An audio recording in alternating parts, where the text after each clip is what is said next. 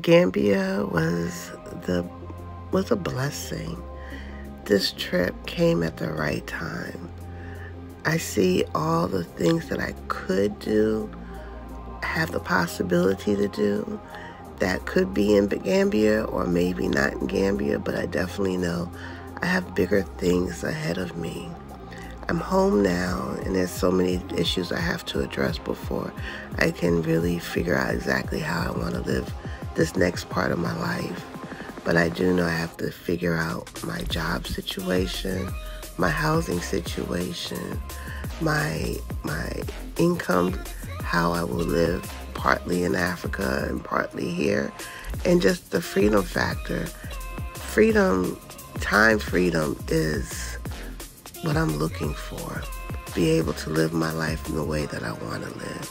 And I know God will reveal it in that divine time, in that divine order. And I'm just going to go through the process. And I'm just going to share my experiences along the way. Welcome back, my global family. Check out my latest episode on my podcast, Let's Talk About It with Empress. And thank you for watching.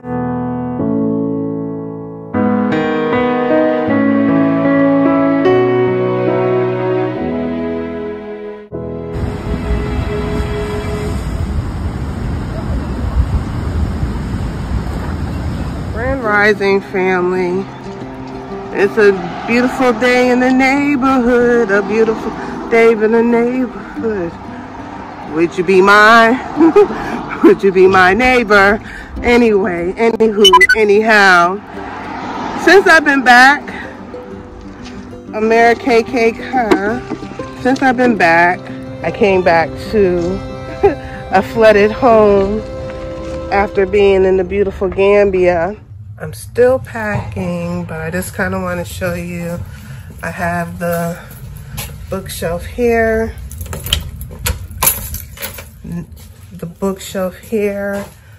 this refrigerator. None of this other stuff is going, but just the bookshelves, the two bookshelves, and a mini refrigerator. It's been rough. It's been rough. I'm living out of my trunk, as you can see. So I'm literally living out of my truck. I mean, not my truck, my car, until the insurance people decide to do right by us. So we had to get a lawyer. We had to get a lawyer to see why they are not honoring our claim, because they approved it, they came out, they did the assessment, and nothing. So I've just been kind of struggling since I've been back. I have so much that I need to do, and I just haven't been able to focus on anything. I need to work on my, hold on. So I've been struggling trying to take care of my business in Africa. All right, so since I've been back, because I'm dealing with, I had to deal with the jet lag, get back to work, deal with the bureaucracy of my job, because it's very apparent they're trying to fire me. It's very apparent. You know, it's just some nonsense, but you know, they're neither here nor there. I'm not even stressing about that. I'm trying not to stress about that, because it's my mental health that I got to focus on and worry about. Because before I had left American KKK, they had me on I had so much anxiety from my job that it started messing with my pressure, it started messing with, I was having an allergic reaction, and we discovered it was all stress related from my job. I'm like, are they trying to kill me? You know, but that's a whole nother topic, because I can feel my pressure going up. But anyway, so now, on top of all that, I have to, we have to get a lawyer so that we can get the work repaired. So needless to say, I have no bed, so I am sleeping at different people's houses, on different couches. It's just a whole process. So yeah, I really miss Gambia. I want to come home. But anyway, so now I have so many things that I have been blessed, that have been coming my way, that have been a blessing, and I'm like, alhamdulillah, alhamdulillah. I'm going to just deal with today. I have to go, you know, I'm Muslim. I don't celebrate Christmas, but my job is forcing us to come to a Christmas party that I don't even want to go to, but I have to go, because if I don't go, then I got to use my personal time off. Like, you know, this is the type of stuff you have to deal with. But, you know, I'm just going to go and I'm going to smile, watch everyone be merry. This weekend I'm going to try to figure it out, because I have to figure out how to create income while we're trying to get the store to create income. Try to find out, I got, you know, solidify shippers. I have to pack my house, and, you know, working full-time, and I have not been working my part-time job at all. So the money is tight, because my day job really, it doesn't pay that much, you know, and I don't really want to touch that money. It's like when I get paid, I'm like, pay one bill. It's sad. It's sad. America is expensive as I don't know what. I'm going to take a road trip tomorrow for the store, try to find some goodies. So I'm going to take you all with me on the road trip. You know, some just really, I don't know. I'm looking excited. My business partner, Anja Africa, she gave me some information. I'm going to have to start, you know, getting out of my comfort zone, because I really don't like shopping. I know that sounds weird for a woman, but I really don't like shopping. And I have a clothing store. I'm more like, I'd rather design something and then have someone make it, you know, because my goal my initial thing that I was talking about doing when I went to the Gambia was creating a factory where I can have my designs made and sell them to women in the West. That was my original intention. You know, but the clothing store came, and the Gambian women like the ready-made clothes. Okay, but anyway, I have a list of things to do. I have projects that I am working on in the Gambia, and I'm seeing the cost. So I'm just trying to strategize the best way. And I'm gonna tell you, my vision board is manifesting. My vision board is manifesting, which is so amazing. It's so cool. My vision board is manifesting. I just never imagined. I'm going to pull my vision board out, y'all, and show it the next time I go to my house. And I'm going to let y'all see what damage is done to my house and why I don't have a place. Because I refuse to buy a bed right now because I can't put it anywhere. It's a lot. So on my way to work, let me give you all a tour of DC. You know, DC is changing, because when I leave, I probably won't see my sweet home anymore. No. So this little area is Anacostia. When I say this is like totally, all this is new. They built a new bridge. They closed down the old bridge. I don't know what they're going to do with the old bridge, but this is a completely new bridge. Before, all you was doing was going straight, and that's it. It was no turns. But this new bridge, they got us going through circles and, you know, all this stuff. And I don't know what they're building on the side, but stuff is definitely being built.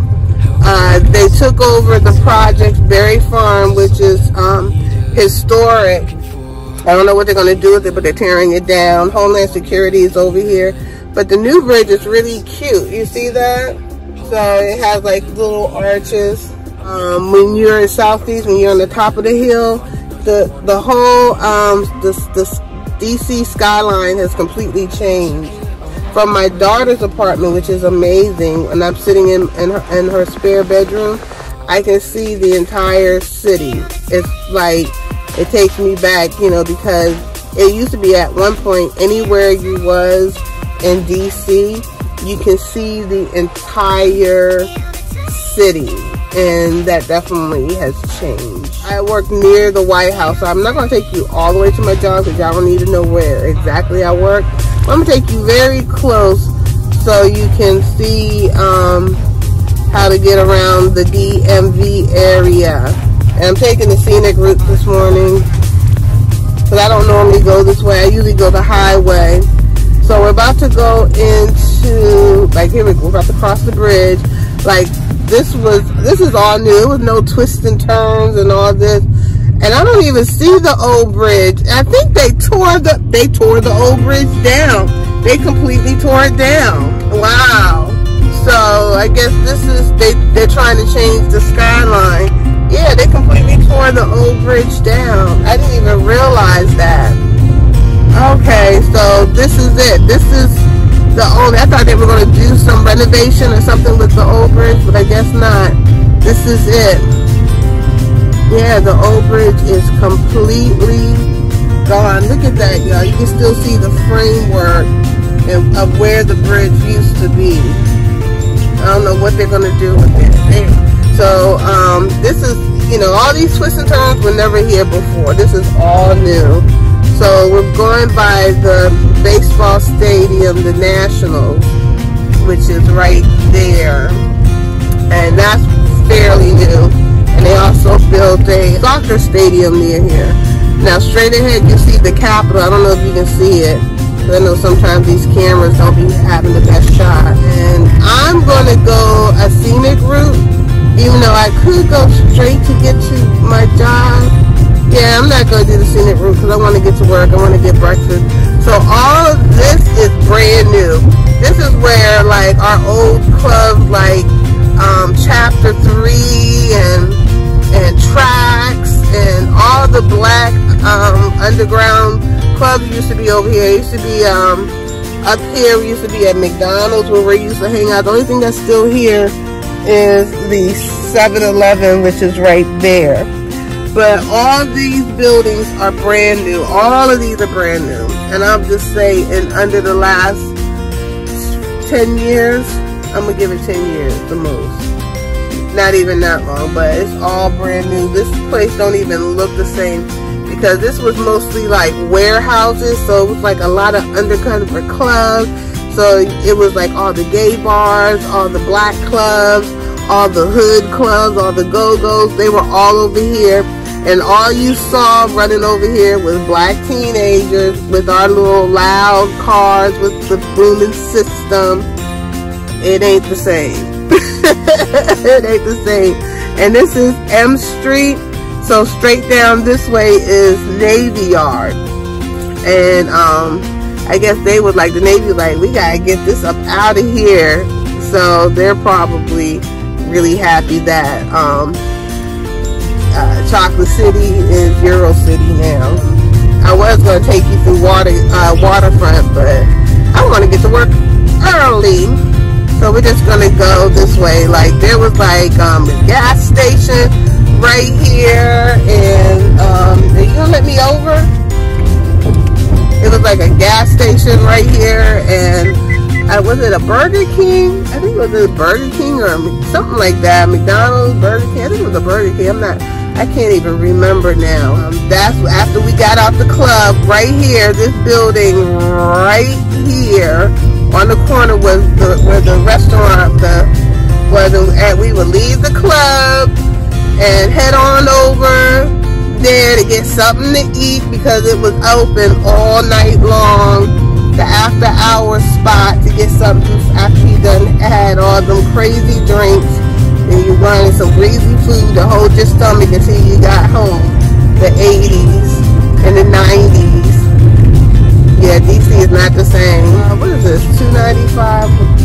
This road goes into Virginia. So when you go straight ahead, to the left, that takes you right over to Virginia and Crystal City. And over here to the right is, you know, near the museum, Buffon Plaza.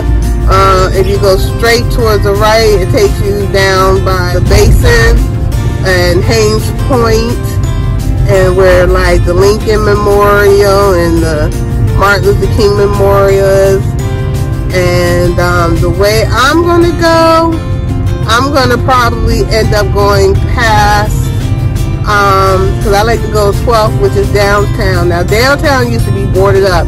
Downtown has been revitalized. Its businesses, they're thriving. It's not as busy as it used to be before COVID, but this way is where you can go past the Holocaust Museum. Y'all getting like a whole tour from me. The Holocaust Museum. Maybe I'll throw some pictures in here. No, why am I gonna throw any pictures in? But you know, the Holocaust Museum. And a lot of government agencies. There's a lot of government buildings over here. A lot of government. Ain't nothing but government agencies. Red light camera ahead. Over here is the, what's the name of that hotel? LaFont, like the LaFont area. And it's like a, what is the name of that hotel? They have the best spas over here, and it's like a hidden gem. I might have to do a spa weekend for myself over there, and then straight ahead is where the Holocaust Museum is. You can see that weird square building. Yeah, there's a lot of police over here, so hopefully they don't bug me about having my camera. So that's the Department of Treasury right there. Department of Treasury, where all our money is made. I'm trying to remember what all these buildings are. So yeah, that's the Department of Treasury. And don't come over here thinking you're gonna rob them, because all these cars are undercover police spies. They got cameras on top of the roofs, everything. And I think that's the U.S. Mint in front of us, where they make the money. U.S. Mint and engraving, yeah, that's it right there. And the Holocaust Museum is right there. So there goes the Holocaust. That's the Holocaust Museum right here. So this is Museumville. I've been in there once, and it's a pretty good exhibit, but you know, it's like, it's interesting that we can't forget what happened to them, but they definitely want us to forget what happened to us, to the point where they were trying to shut down the, that's the Washington Monument. They were trying to shut down the African American Museum, which is right there, okay? That's built like, they made it like a, I think it's supposed to be like a ship or something, I don't know. It's a weird shape. That's the Department of Agriculture right there, and this is also part of the Department of Agriculture. And all those buildings are Departments of Agriculture. It's like you're gonna see museums and government buildings all mixed in together. I'm taking a little bit of a scenic route. Hopefully I'm not too late for work. Hopefully I'm not late at all. And this is the African American Museum. That's a museum over there too. So isn't that like such a nice building? It's like bronze on the outside. It's really nice. And of course, the monument. When I was a kid, you used to be able to walk all the way up, and I think they also have an elevator, but I haven't been up there since I was a kid. That's the White House over there. That's the lawn. You used to be able to walk and play on it, but they got it kind of cut off, so that's the White House lawn.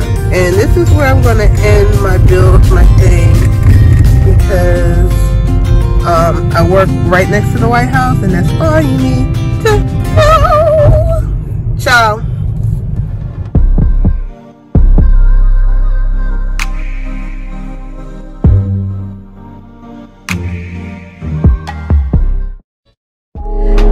Thank you for your support. Make sure you subscribe to our channel. 1200, we're trying to get there, y'all.